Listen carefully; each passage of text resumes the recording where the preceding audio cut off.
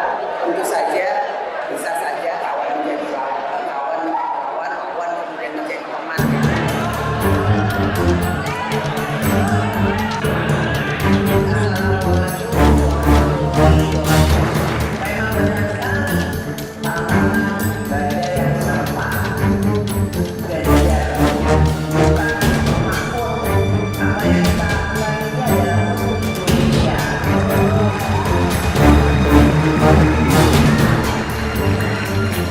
Ini tidak kemudian saya tunjukkan kepada siapa-siapa, namun dalam situasi menjelang pemilu yang akan datang, tentu saja bisa saja kawan menjadi kawan kemudian menjadi teman. Jadi kita harus antisipasi hal-hal tersebut sehingga kekompakan dan soliditas antara partai pendukung dengan para relawan tentu saja akan sangat baik kalau kita kemudian bersatu dalam memenangkan Jawa Timur depan.